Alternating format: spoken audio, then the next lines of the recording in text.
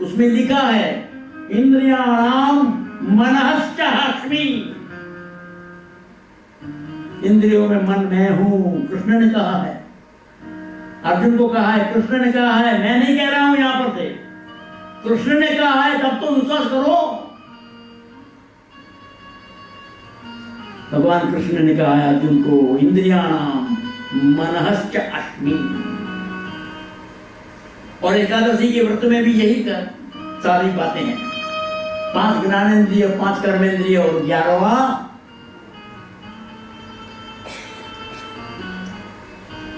Eco चालू कराया कि नहीं कराया?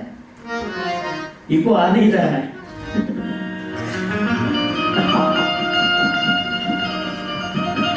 कोई પડઘો જોઈએ ને, પડઘો નથી પડતો। હું તમારી ટીકા નથી કરતો કોઈની, પણ એક વાત યાદ રાખો, 5 જ્ઞાનેન્દ્રિય, 5 कर्मेंद्रिय और 11वां क्या? कोई तो बोलो। हाँ, 11वां मन। ये मन को मजबूत करने के लिए, मन को तंदुरुस्त रखने के लिए ये व्रत उपवास जब तक उसके लिए है। मन हमने कितना कंट्रोल में रखा है।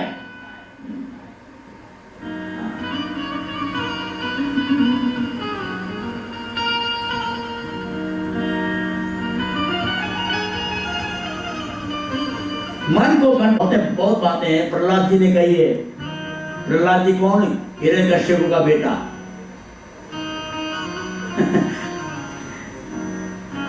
क्या करें, हिरण्यकश्यप के मृत्यु के बाद प्रहलाद जी का चरित्र कोई बोलता ही नहीं, हमें इंटरेस्ट ही नहीं है। जब सारे भागवतों में पहला नाम किसका है? प्रहलाद, नारद, पराशर, पुंडरीक, व्यासंबरी, सतुकथाओं, भीष्मदालभ्याम। दालभ्याम कौन है? अगर आपको किसी को नहीं पता है तो माफ है, लेकिन पंडितों को पता होना ही चाहिए। नीचे सुन रहे हैं पंडित, उनको भी मैं कहता हूं, पता है आपको दालभ्याम कौन है? जब नारायण बलि करवाते हैं तो दालभ्योक्त यज्ञ करवाते हैं कि नहीं आप? ये दालभ्य ऋषि ने जो मंत्र के दर्शन किए हैं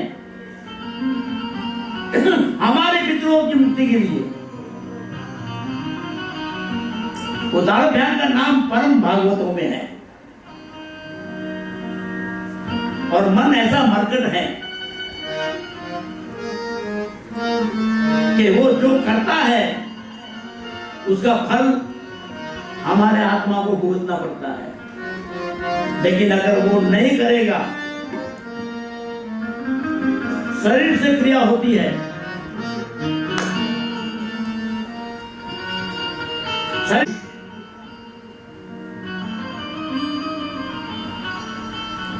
तब उसकी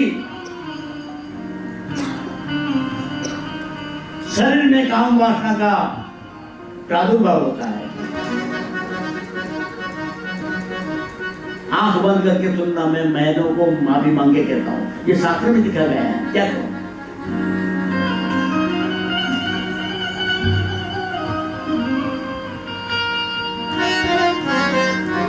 एक पुरुष का शरीर है, एक स्त्री का शरीर है, लेकिन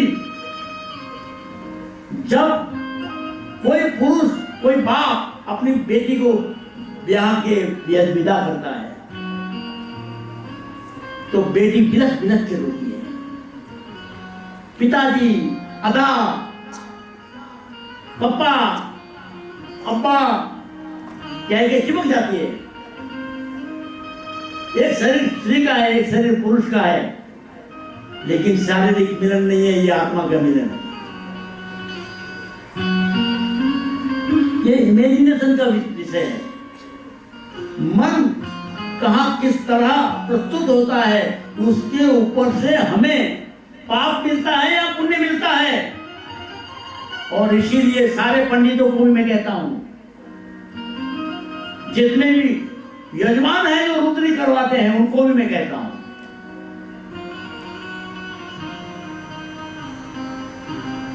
जब अभी मैंने प्रताप भाई धोमैया के हाथ में पानी देकर संकल्प करवाया था, आपने देखा होगा, 10 साल से ये बात चल रही है, भागवत करवानी है। ये संकुल मैदान था तब हम यहाँ आए थे। बहुत मर्म की बात है और आप लोग हर रोज कर रहे हैं, व्यापारियों को तो खास पता है। आपको राशन की दुकान चालू करनी है, आपको बंदूक का लाइसेंस लेना है, आपको लिकर शॉप का लाइसेंस लेना है, आपको सरकारी जमीन खरीदनी है, तो उसके प्रोसीजर क्या है? स्टेट बैंक में जाओ, उसका चालान भरो। मैं ठीक कह रहा हूं ना? जो व्यापारी है उनको पता है, हजारों पेपर पड़े होते हैं चालान के, उसमें से 4 पत्ते ले लो, उसमें अपना नाम लिखो, पता लिखो, और ऊपर जो महत्व की एक लाइन होती है उसको कहते हैं हैज लिखो कि ये मैंने 5 लाख रुपए भरे, कि किस वजह से भरे, किसके लिए भरे हैं। ये जमीन जो मुझे चाहिए इसलिए भरे हैं, ये टेंडर मुझे चाहिए इसलिए भरे हैं, ये दुकान का लाइसेंस चाहिए इसलिए भरे हैं। ये हैज में लिखना पड़ता है। अगर आपको हैज पता नहीं है तो 5 लाख रुपए आपके किसी और अकाउंट में चले जाएंगे। जरा हाथ ऊंचा करके बताइए मेरी बात सही है नहीं? व्यापारियों को पता होगा। तो आप हर रोज सूर्य को अर्घ्य देते हैं, लेकिन हैज नहीं भरा है। गाय को रोटी खिलाते हैं, लेकिन हैज नहीं भरा है। सत्यनारायण की पूजा करवाते हैं, लेकिन हैज नहीं भरा है। भागवत सुनने आते हैं, देवी पुराण देवी भागवत सुनने आते हैं, शिव पुराण सुनने आते हैं, लेकिन हैज नहीं भरा है। यानी आपने संकल्प नहीं किया है मैं किस लिए जा रहा हूं, किस लिए जा रही हूं। और इसीलिए जब हम शिव रुद्री अभिषेक करवाते हैं, रुद्राभिषेक, अष्टाध्यायी रुद्री, उसमें गणेश वंदना के बाद पहले मंत्र क्या है? ब्राह्मणों को तो पता है ही, वो बोलते ही हैं, लेकिन मर्म समझते हैं कि नहीं, पता नहीं। और ये मर्म अगर आपको पता है, ब्राह्मणों को मैं कहता हूं, तो आपके यजमान को बताइए कि मैं यहां बोल रहा हूं, ये इसलिए है कि इस कर्म का फल आपको मिले। ओम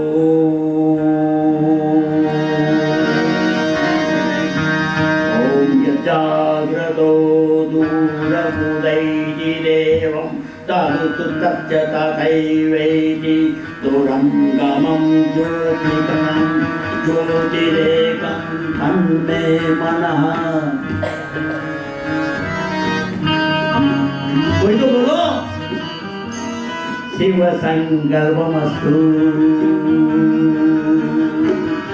तन्मे मनः, शिव संकल्पमस्तु।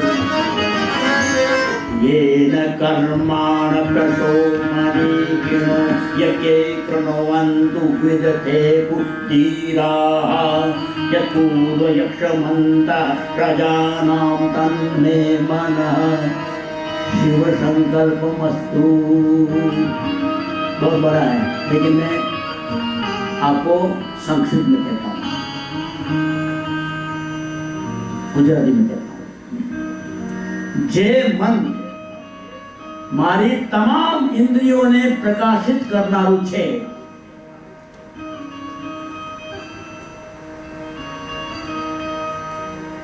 हमारी सारी इंद्रियां, 5 ज्ञानेंद्रिय, 5 कर्मेंद्रिय, वो एनलाइट होती है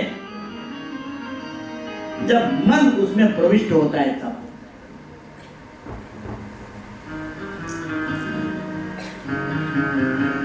गूंगे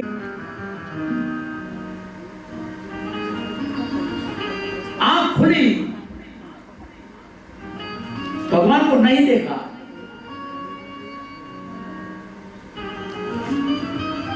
डर गए।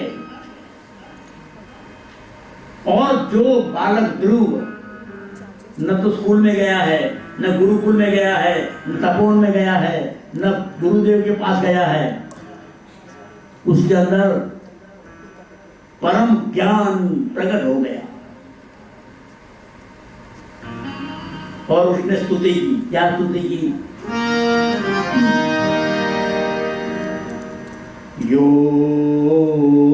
अंत प्रविश्य मम वाचमिमां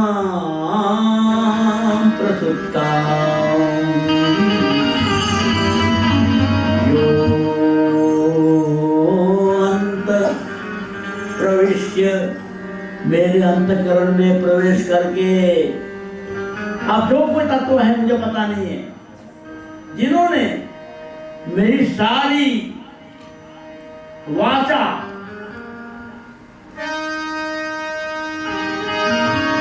नेत्र, कर्ण, रसना, जिह्वा और स्पर्शेंद्रिय, सारी इंद्रियों को जागृत कर दिया है। जिस तत्व ने मुझ में प्रवेश करके सारी इंद्रियों को जागरूक कर दिया है, वो चैतन्यमय हो गई है, संजीव हो गई है। उतना ही नहीं, जिनके हाथ, जिनके चरण, जिनके कान, उनकी वजह से मेरी सारी इंद्रियां प्रफुल्लित हो गई हैं। उस परम तत्व को मैं नमस्कार करता हूं। आप कौन है मुझे पता नहीं है। 5.5 साल का ध्रुव, संस्कृत आती नहीं थी उसको, फिर भी उसके मुंह से शब्द निकल पड़े, मंत्र निकल पड़ा। यो अंत प्रविश्य मम वाचमिमां प्रसुप्तां संजीवयत्य अखिलतर स्वधाम्ना अन्याश्च हस्त चरणस्त्वगादिं प्राणान् नमो नमो नमो प्राणान् नमो भगवते पुरुषाय तुभ्यम्।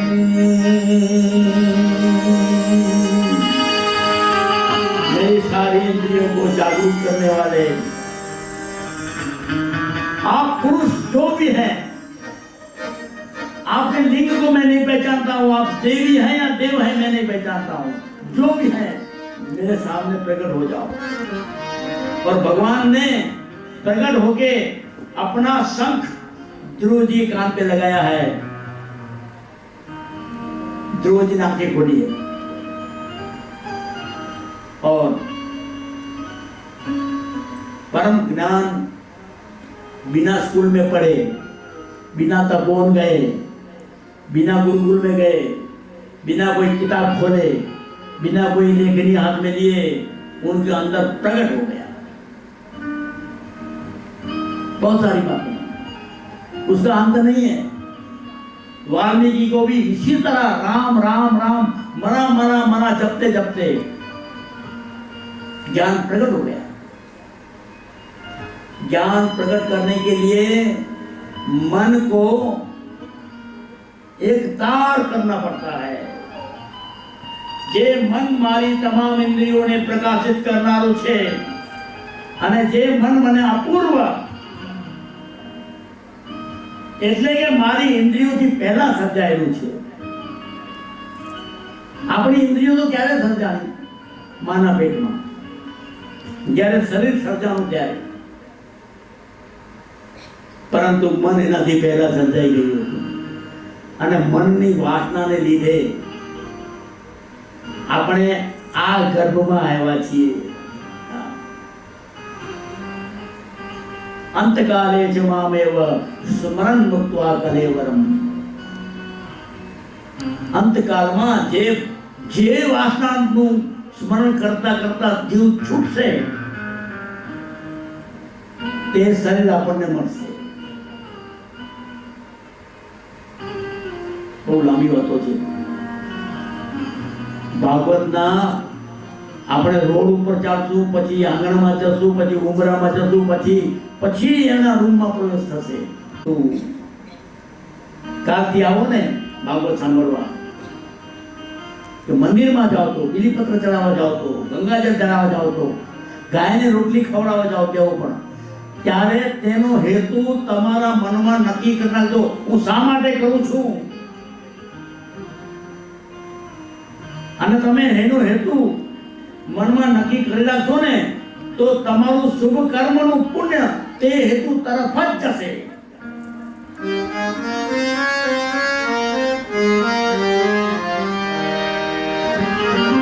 કારણ આપણા કર્મને સંભાળનારો જે છે તેના એકાઉન્ટમાં ચેક જવો જોઈએ. કોકના નામનું નામ લખેલું હોય તો ચેક એને ન મળે. જેના નામનો ચેક હોય તે ખાતામાં તે પુણ્ય જાય. અને આ ચેક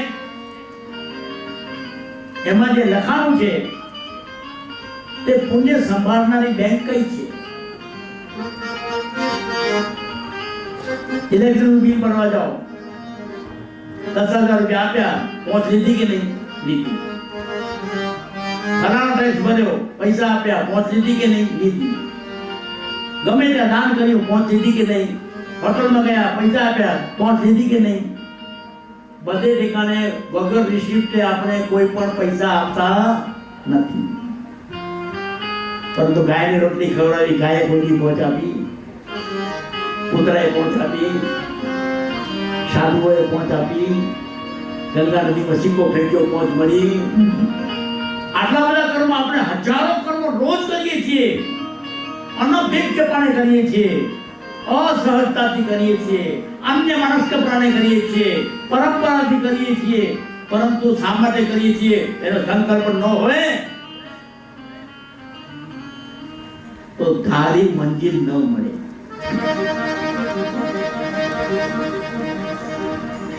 તમારે જ્ઞાન મેળવવું છે, તમારે સંપત્તિ મેળવવી છે, તમારે સંતતિ મેળવવી છે, જે જોઈએ છે તેનો સંકલ્પ કર્યા પછી સત્કર્મ કરો.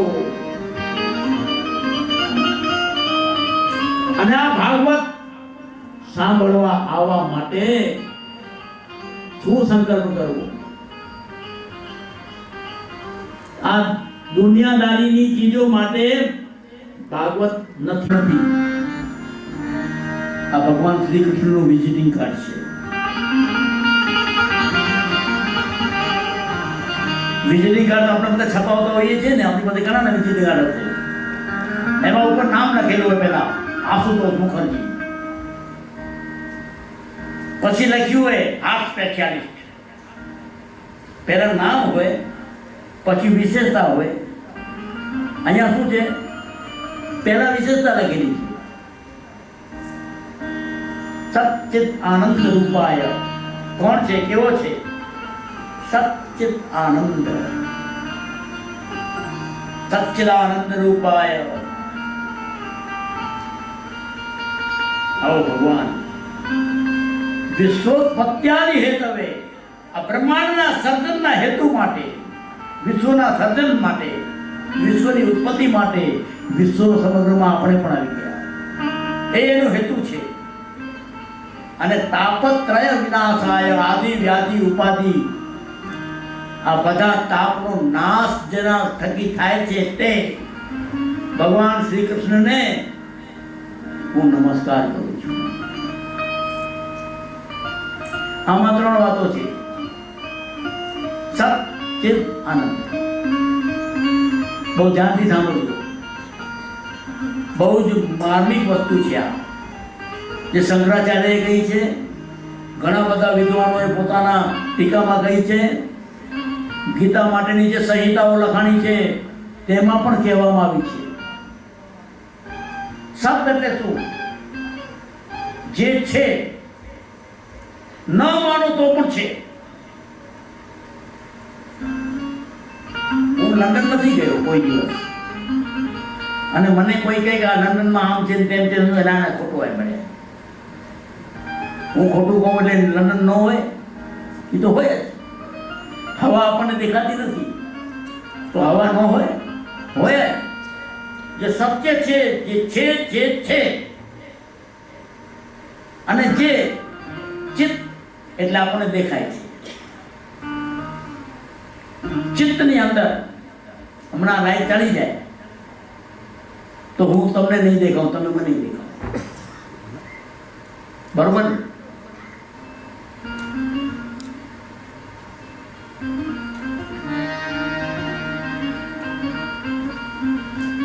લાઈટ ચાલી જાય, બ્લેકઆઉટ થઈ જાય તો દ્રશ્ય બંધ થઈ જશે.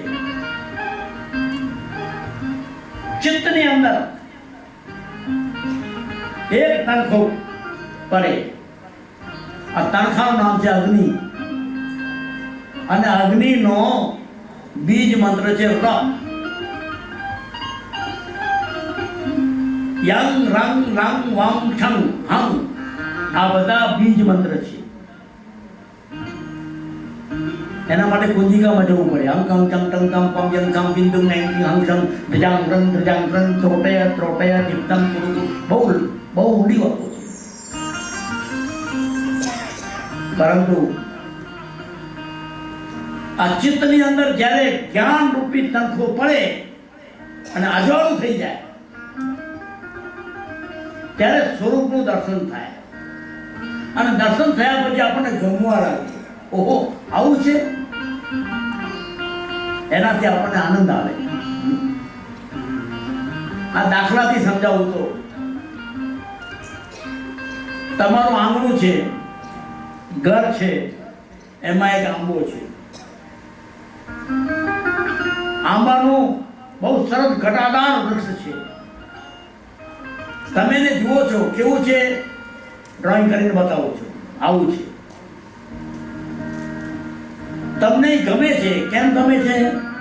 ફળ આપે છે, છાંયો આપે છે, ઠંડક આપે છે. પછી જે મને ગમે છે, ચિત્તમાં આનંદ આપે છે, જે છે એ દેખાય છે, સત, ચિત્ત અને આનંદ. આ ત્રણ વસ્તુ છે. પરંતુ નામ શું છે એનું? સાંભળજો, અંડરલાઈન કરીને સાંભળજો. નામ છે એનું આંબો. રૂપ એવું છે, આવું. નામ અને રૂપ છે. મનીષાબેન કેવા છે? આવા છે. કોણ છે? મારી માં છે. છે દેખાય છે, મારી માં છે, મને ગમે છે, મને આનંદ આપે છે. કેવા છે? ફોટો બતાવી જો, આવા છે. નામ છે, રૂપ છે. આંબો છે, નામ છે, રૂપ છે. ધરતીકંપ આવ્યો, વંટોળી આવ્યો, આંબો પડી ગયો, ધરાશાય થઈ ગયો, જળ મૂળમાંથી નીકળી ગયો. હવે શું કરવું? નાની નાની ડાળખીઓ બધા ભેગા થઈને લઈ ગયા. મોટા મોટા થળિયા રહ્યા ને, મોટી જાડી જાડી ડાળીઓ રહી.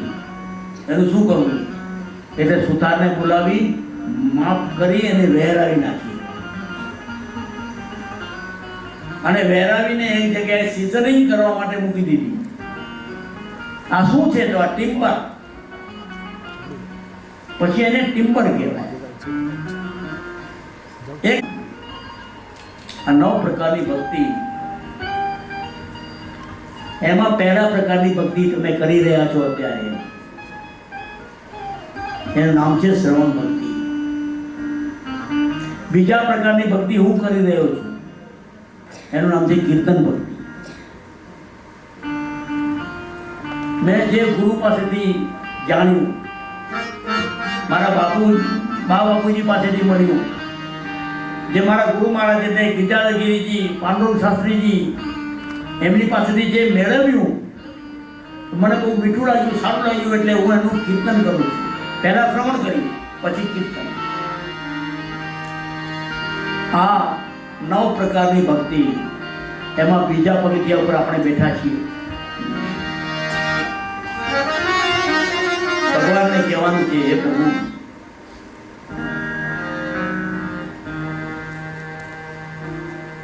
ભાગવત કથા સાંભળતા સાંભળતા મારા અહંકારનો નાશ થાય, હું સત્યને ઓળખી શકું. તો સત્ય શું છે હું તમને કહીશ તો નવાઈ લાગશે.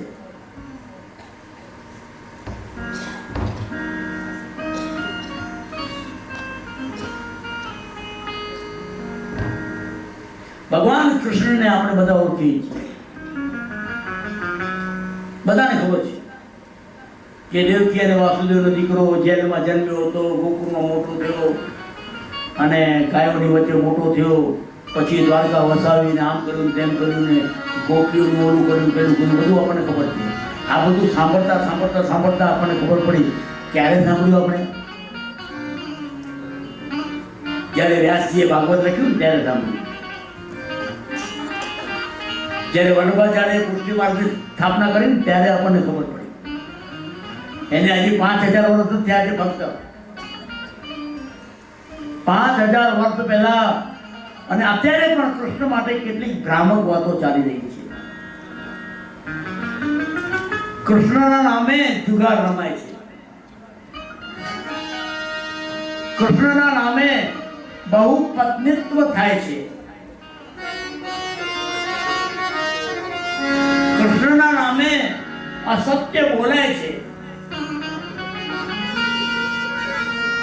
રણમાંથી છોડીને ભાગ્યો હતો, રણછોડ રાય કહેવામાં. અમારા ગંધર્વો છે ને બધા ડાકોરના, એ વધારે જાણે છે એના વિશે.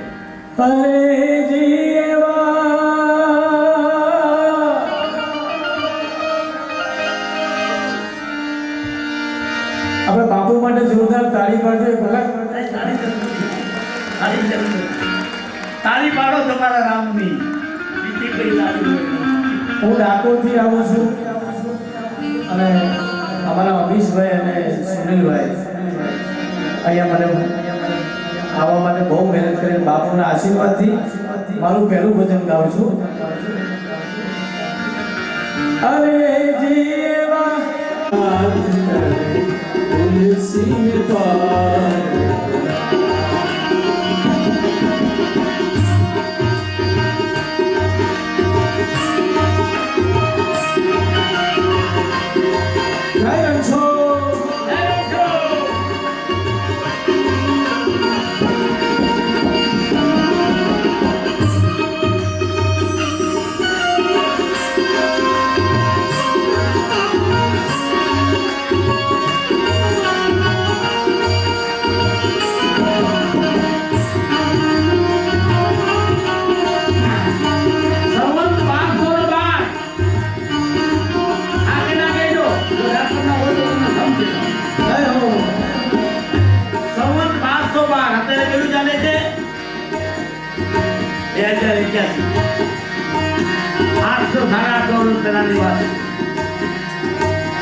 દ્વારકાના તીર્થમાં છેલ્લા વંદન કરવા આવ્યો છું. બાપા,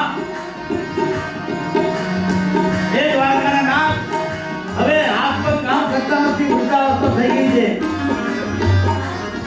આવતા વર્ષે નહીં આવી શકે. ભગવાને એના અંતરાત્મામાં કીધું આવતા વર્ષે આવજે ને, ગાડું દોડીને આવજો.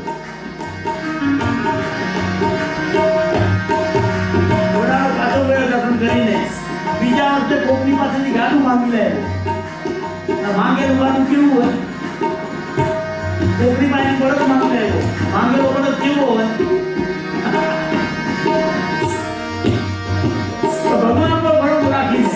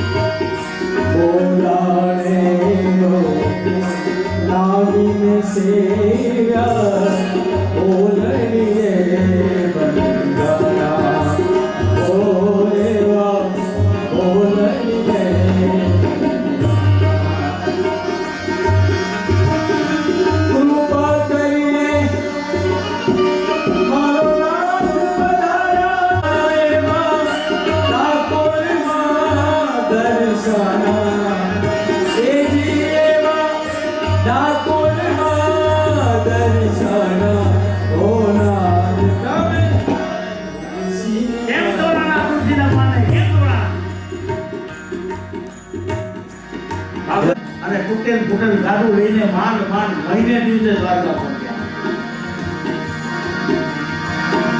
દ્વારકાના પાદરમાં રાતના 11 વાગે પહોંચ્યા. દરવાજા બંધ થઈ ગયા છે એટલે સૂઈ ગયા. પણ ભગવાન સૂતો નહોતો. ભગવાન કેમ સૂતો નહોતો? ભગવાનને માથું લાગ્યું. જ્યારે બહુ ઘણી બધી વાતો છે કેમ આમ છલાંગ મારવી પડે. જ્યારે રૂકમણીએ પત્ર લખ્યો ત્યારે જે બ્રાહ્મણને પત્ર આપ્યો એ બ્રાહ્મણ કૃષ્ણ પાસે લઈને ગયો. રૂકમણીના લગ્ન થયા અને તે પછી દ્વારકાની પૂજા તે બ્રાહ્મણોને મળી. તો દ્વારકાની પૂજા મળ્યા પછી બ્રાહ્મણો મસ્ત થઈ ગયા. આલ મસ્ત થઈ ગયા. પૂજા થાય છે કે નથી થતી, ભોગ લાગે છે કે નથી લાગતો, શણગાર થાય છે કે નથી થતો, એની ચિંતા ન રહી, એની પરવા ન રહી. મારે કોઈને કેવું ન જોઈએ પણ શું કેમ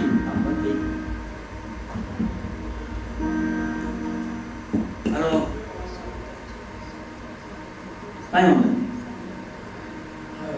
આજે તો તમે દ્વારકામાં જાઓ, ત્યાં દાનની પેટી હશે, જોઈ છે ને? દાનની પેટી ઉપર જે ગોલક હોય ને એના પર કઈ લખેલું હોય. નગ્ન સત્ય કહું છું, મારે કેવું ન જોઈએ. પણ ધર્મમાં જ્યારે અધર્મ આવે છે ને ત્યારે આ વાત ઊભી થાય છે. એટલે માણસો પોતાના દ્રવ્ય હોય, 100 હોય, 500 હોય, 10 રૂપિયા જે હોય તે દાનની પેટી ઉપર મૂકે. તમે બધાએ જોયું હશે, ન જોયું તો જઈ આવજો. પછી ત્યાંના પૂજારી કાંઈ ન કરે, જય શ્રી કૃષ્ણ, જય દ્વારિકાધીશ, જય દ્વારિકા આમ કરી અને અહીંયા ખિસ્સા હોય એમના, એમ જે પહેર્યું હોય ને એમાં અહીંયા ખિસ્સા હોય. મેં જોયું છે. આપણે પહોંચ આપ્યું હોય પ્રસાદી માટે 500 રૂપિયાની જે નંબર જ કાઢી નાખ્યો પછી પહોંચ આપે પછી આપણને આપે. આ બધું ધર્મોમાં ધંધો ઘૂસી. એટલે મારા નાથ નિશાન કોણ? દ્વારકાધીશ. મોટાને કીધું હાલને આપણે અહીંથી જવું છે પાછું. એ રાતના પોતે આવ્યા, મંદિરમાંથી આવ્યા પોતે અને ગાડામાં બેઠા. પોતાના રથને બોલાવ્યો, દારૂ ખાયો, ગોડાનો ભગત તો ઉતાર્યા અને રથ હાલવા માંડ્યો. અડધે પહોંચ્યા ને ત્યારે ગોડાનો જાગ્યો ને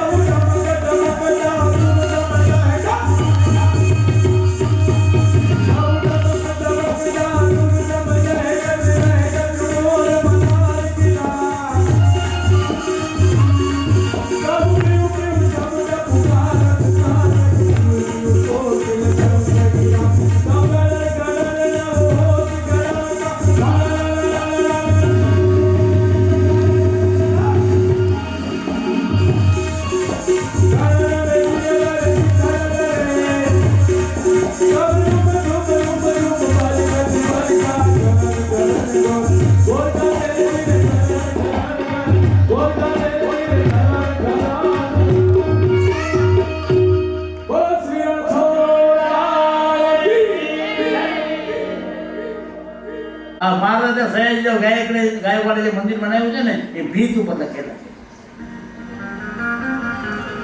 3-4 દિવસ થઈ ગયા, ત્યાં સુધી કોઈને ખબર ન પડી. ચોથા દિવસે દ્વારકાવાળા ત્યાં મૂર્તિ ક્યાં ગઈ, કુહાકો થઈ ગયો. તો કે હા મૂર્તિ, કોકે કીધું તમે રોજ પૂછા નથી કરતા ને એટલે ખબર પડી તમને 3 દિવસથી વયો ગયો છે. તમે ખાલી કેટલા ભગત આવ્યા ને, કેટલા ઘરાક આવ્યા ને, કેટલા આમ આવ્યા ને, કેટલી ધજાઓ ને કેટલા ચડાવવા ત્યાં આમાં જ પડ્યા છે. ભગવાનને તો ભૂલી ગયા.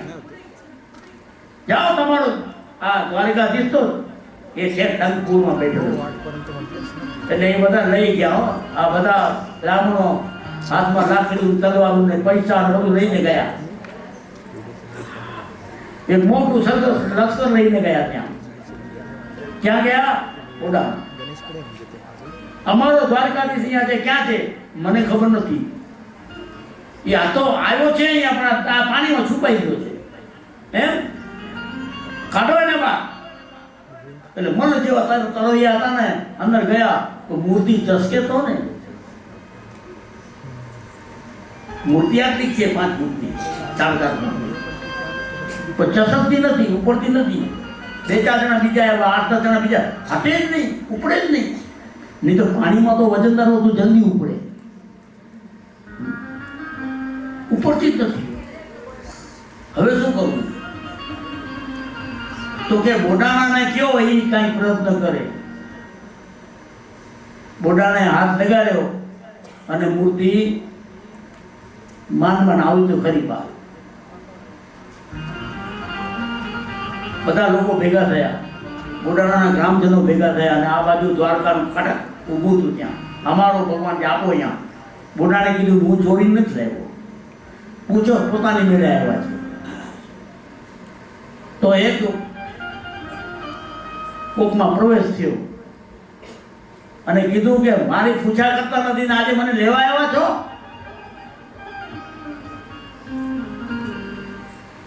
હું અહીંયા રહીશ. તો કે ના, તમે તો અમારી અમાનત છો. એમને કહો કે આ તો મૂળ આપે અમને. શું મૂળ લેશો? તો કે મૂળ તો અમે ક્યાંથી ચૂકી શકીએ, આ મૂર્તિના ભારો પાર સોનું અમને આપો. કોણે કીધું? દ્વારકાવાસીઓ. વિચાર કર્યો કે 8 જણાથી ઉપડી નહીં, એ મૂર્તિનું વજન કેટલું છે. મૂર્તિના ભારો પાર સોનું આપો અમને, તો તમે લઈ જાઓ, અમે મૂર્તિ લીધા વગર જશું. અહીંયા ભક્તિનો એક પ્રભાવ આવે છે, ભક્તિનું રહસ્ય આવે છે. અત્યારે ભગવાન આપણી સામે હાજર થાય, માંગ તને શું આપું? આપણે શું માંગીએ? મને શુક્ર અહીંયા કરે છે. મુકે એટલો 1000 વાળો પ્લોટ ખપે છે. મુકે એ કહેલો ભગવાન સામે ઊભો છે, છતાં આપણે દુનિયાવી વસ્તુઓ એની પાસેથી માંગીએ છીએ. વિચાર કરો કોની કેટેગરી આપણે નક્કી કરીએ છીએ. દ્વારકાવાસીએ કીધું કે અમને ભારત પાર સોનું આપી દો, મેં ચાલે. કેટલું સોનું થશે કોને ખબર? 100 મણ થશે. આ ઉપર 3 થી 8 જણા પેલા તાજો મંગાણા. અને એક તરફ દ્વારકાધીશની મૂર્તિ મૂકી અને બીજી બાજુ બોડાણા ગામના, ડંગપુર ગામના ભક્તો આવ્યા. બધા ચીથરે હાલ, કોઈની પાસે કઈ મળે જ નહીં. સોનું નહીં, ચાંદીની વાલની વળી પણ ન મળે. એ કે તો બોડાણાને વાયુ પોતાની નાકની શરીરથી રાખી. તો દ્વારકાવાળા હસવા લાગ્યા. ગંગામાયા નામ લખેલું ત્યાં, ગંગામાયા. આનાથી નહીં તો લાય, આખા ગામનું, આખા રજવાડાનું બધું લઈ આવો ત્યારે ભેગું થશે. નહીં તો અમે આ હાલે આ મૂર્તિ લઈને. ત્યાં ફરીથી આદેશ થયો અને એક તુલસીનું પાન હામાં પલ્લામાં નાખ્યું અને દ્વારકાધીશની મૂર્તિ આમ ઊંચી થઈ ગઈ. તુલસીના પાનનું વજન મૂર્તિના વજનથી વધી ગયું અને આજે એ જ મૂર્તિ જો સાક્ષાત્કાર છે, તમે દર્શન કરવા જાઓ ને ત્યારે જોજો તમે આ એ જ મૂર્તિ છે જે ઓરિજિનલ દ્વારકામાં ભગવાન કૃષ્ણના પૌત્રએ મંદિર બનાવ્યું ત્યારે એ સાબિત થયેલી છે, સ્વયંભૂ છે, પોતાની મેળે આવેલી છે। એ ઓરિજિનલ મૂર્તિ ડાકોરમાં છે, ઓરિજિનલ દ્વારકાધીશ ડાકોરમાં બેઠો છે, ત્યાં સ્થાપિત થઈ ગયા। દ્વારકાવાસીઓ બહુ રડ્યા, હવે અમે શું કરીએ? ભગવાને કીધું જાઓ 3 વર્ષ પછી હું પાછો આવીશ, તમને મારી મૂર્તિ મળશે તળાવમાંથી। અને આજે જે મૂર્તિ છે એ તળાવમાંથી મળેલી મૂર્તિ છે।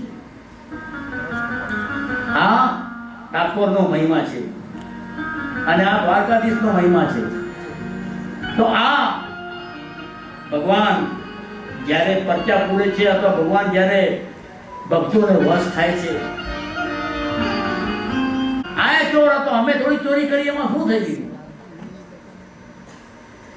પરંતુ ભગવાનનું જે સત્ય સ્વરૂપ છે તેને આપણે ઓળખતા નથી। એનો એક જ દાખલો છે મહાભારતમાં પરીક્ષિત ગર્ભમાં હતો ઉત્તરાના, ત્યારે અશ્વત્થામાએ એના પર બ્રહ્માસ્ત્રનો પ્રહાર કર્યો અને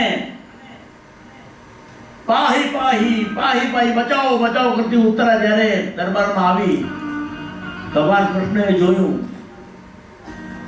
કે બ્રહ્માસ્ત્રથી એનો ગર્ભ ભરે છે, એટલે તેઓ સુદર્શનનું રૂપ લઈને અંદર ચાલ્યા ગયા ઉત્તરાના ગર્ભમાં।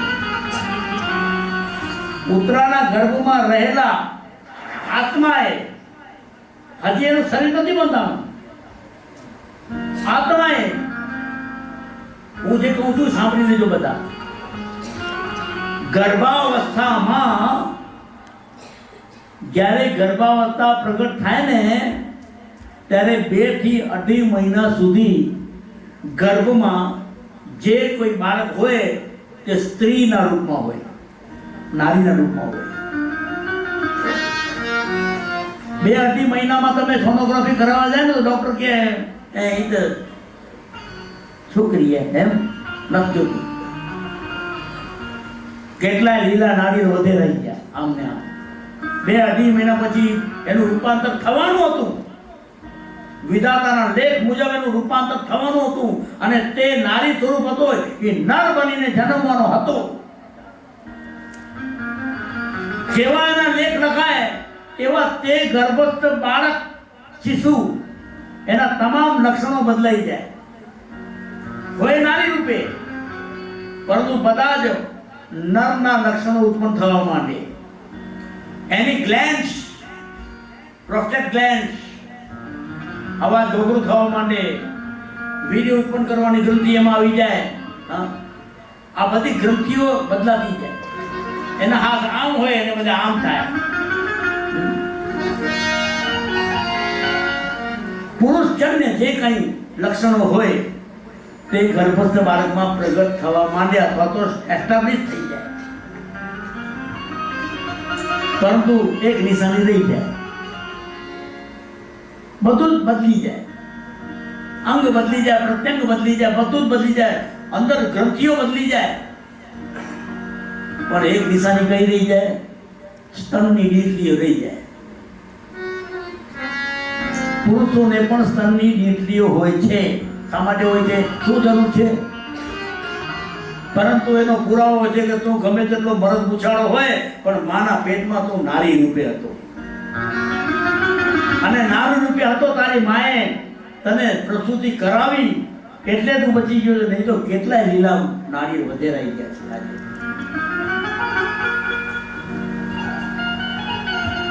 આ ગર્ભએ જોયું કે મને કોઈ બચાવે છે, એક કાળો પુરુષ છે જે મને બચાવે છે, મારવા આવે છે અને મારી આસપાસ એક સુદર્શન ચક્ર ફરી રહ્યું છે જે મને બચાવે છે। બ્રહ્માસ્ત્ર શાંત થઈ ગયું, પરંતુ એની અસર રહી ગઈ। 9 મહિના પછી ઉત્તરાના પેટે એક મરેલા બાળકનો જન્મ થયો, મૂર્છિત બાળક। હાહાકાર મચી ગયો. કારણ 5 પાંડવોના 5 બાળકો જે દ્રૌપદી સાથે જન્મ્યા હતા, દ્રૌપદીના સહવાથી જન્મ્યા હતા, તેને અશ્વત્થામાએ મારી નાખ્યા હતા. હવે એમના પાંડવોનો કુળ દીપકમાં એક જ હતો જે ઉત્તરાના ગર્ભમાં હતો, તે અભિમન્યુનો દીકરો. હાહાકાર મચી ગયો. શું કૌરવ અને પાંડવોનો વંશ ખતમ થઈ જશે? પરંતુ તે વખતે કઈ વાર્તા કેશવ ભગવાને કહ્યું છે, ગીતાના 12મા અધ્યાયમાં કહ્યું છે,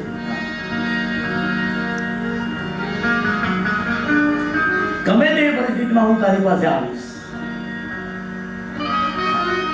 તને મદદ કરવા આવી, તું સાચા હૃદયથી મને પુકારજે. અને અહીંયા ભગવાને તે મરેલા બાળકને પોતાના હાથમાં લીધું છે.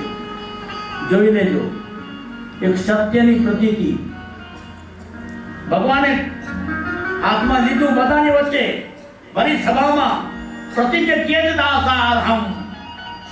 દાસાર એટલે ભગવાન વિષ્ણુનું નામ છે. દાસારહ સાતમાન પતિ. વિષ્ણુ સહસ્રનામનો પાઠ કરતા મને ખબર છે.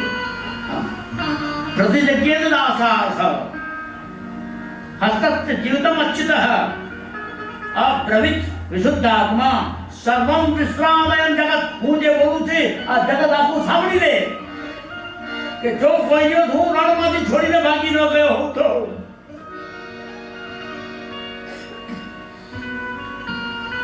જીવનમાં મેં કોઈ દિવસ અસત્ય ન બોલ્યું હતો, અને જીવનમાં મેં કોઈ દિવસ ચોરી ન કર્યું હતો. આ ભાઈ જીવિત થાઓ. અને આપણને ખબર છે ખોટા બોલવાનો એક નંબરનો. મજા મેં નહીં માખણ ખાયો, મેં નહીં માખણ ખાયો. નરોવા ગુંજરોવા ધૃતરાજ યુધિષ્ઠિરને શીખડાવવા બહુ લીલા આવશે એની એટલું જન્મ પછી. એક નંબરનો ખોટા બોલ. પણ એને અહીંયા કીધું કે જો જીવનમાં કોઈ દિવસ અસત્યનું ઉચ્ચારણ ન કર્યું હોય તો રણમાંથી છોડીને ભાગ્યો છે. રણ છોડીને ભાગ્યો છે. એક તરફ જરાસંધ, એક તરફ કાલયવન.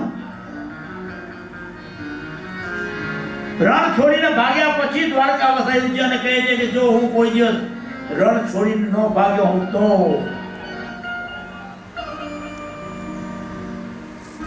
જે પ્રતિજ્ઞાઓ ભૂલ લીધી એને એવમ સંજીવયામ્ને પશ્ચામ સર્વદેહિનામ નોક્તમ પૂર્વમ મયા મિથ્યા.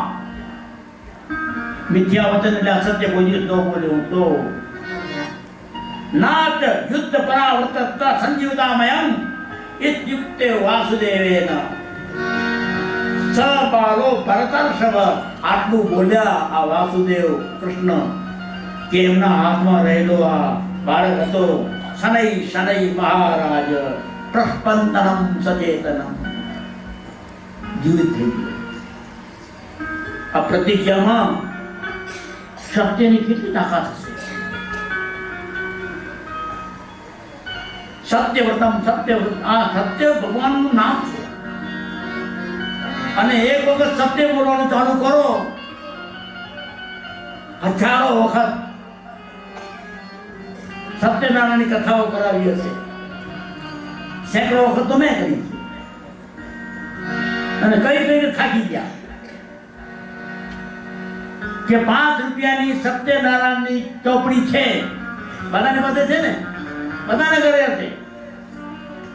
એમાં પૂજા કે કથા શબ્દ કાઢી દો. આજ પાછા આપણે ઘરે સત્યનારાયણની કથા આવે बताओ तो हमारा लख्यू जो कथा आ सत्यनारायण पूजा लख्यू जो पूजा आ पद्म पुराण नो एक खंड छे. हाँ एमा 81,000 मंत्र छे. 81,000 मंत्र में एक 5 अध्याय नो रेवा खंड नो एक विभाग छे. 5 ज अध्याय छे. इतिहासी पद्म पुराण रेवा खंडे. हाँ पहलो अध्याय, बीजो अध्याय, तीजो, चौथो, पांचमो આટલી નાનકડી આવડા મોટા વિશાળ સાગરમાંથી આટલો નાનકડો ખંડ એમાંથી એક આચમની ભરી હોય ને દરિયામાંથી એટલી જ સત્યનારાયણની કથા આપણને ઋષિઓએ આપી છે. સમાજ આપી છે. સત્યનારાયણની કથાનો મર્મ કોઈને ખબર નથી. શીરો ને પેંડા ને ફ્રૂટ ખાવામાં મજા છે આપણને. એક એમાં પહેલા જ અધ્યાયમાં પહેલા જ મંત્રમાં કહેવામાં આવે છે એકદા નૈમિષારણ્યે. એમાં બધા ઋષિઓ ભેગા થયા છે અને સૌનક ઋષિને પૂછે છે સુતપુરાણીને વ્રતેન કિમ, क्या लिखा है? व्रतेन किम, कौन सा व्रत करने से हमें मोक्ष मिलता है, हमें स्वर्ग का सुख मिलता है, हमारी इच्छाएं पूर्ण होती है. कौन सा व्रत, कौन सी पूजा नहीं लिखा है, कौन सी कथा नहीं लिखा है. સત્ય બોલવાનું વ્રત લેવું પડે. સત્યનારાયણની કથા કરવી હોય તો વધારે વાર નહીં તો 24 કલાકનું લ્યો. આ મોબાઈલના જમાનામાં છે ને 24 કલાકનું વ્રત તો આપણે રહીનો ન લઈ શકીએ. હોઈએ